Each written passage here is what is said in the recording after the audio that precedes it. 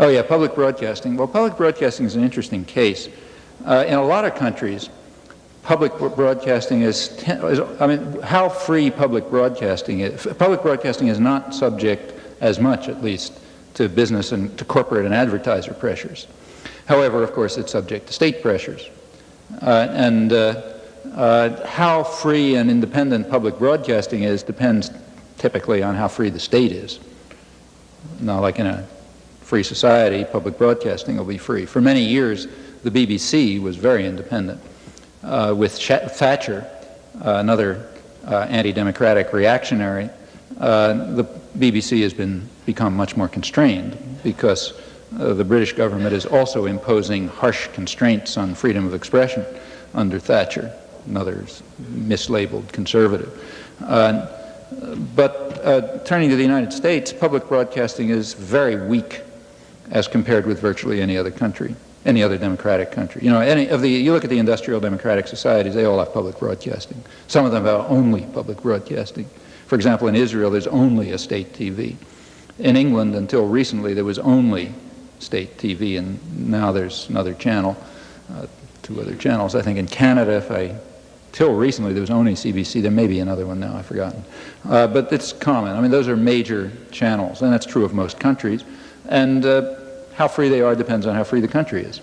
In the United States, they're very weak because here things are run by corporations. This is a business-run society, and things are supposed to be under corporate control. So public broadcasting is very limited, and in fact, it survives to a large extent on corporate donations, which is a constraint. Gulf and Western, in one famous case, forced WNET TV in New York to cancel a program on hunger simply by saying they'd remove their subvention, and they had to submit. And public broadcasting is you know, it varies across the country. In the major centers like Boston and Washington and New York, it's very, very narrow. In fact, I think it's more tightly censored than corporate radio and television. In other parts of the country, like, you know, Laramie, Wyoming, and Des Moines, Iowa, and maybe here, it's more free. And that makes sense. The same is true of the commercial media.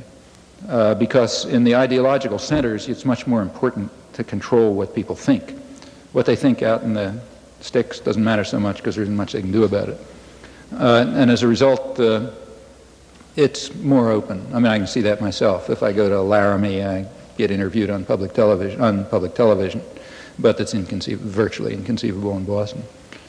You know, maybe a minute now and then or something, in the interests of, you know, fairness or something. But and the reason is that, you know, the main centers, like say Boston, are subject to what's called a liberal bias, meaning tightly controlled by ideological managers who know their business and don't let things get out of hand. I think it's possible to put the kind of pressures on public broadcasting that can't be done on corporate media, but to that requires organization and real participation. There are other forms, I should say.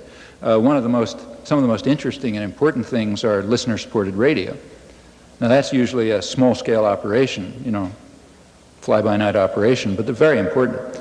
Now, that's really out of corporate control or state control. And you can tell, you travel around, as I do, to communities, and the ones that have listener-supported radio are quite different.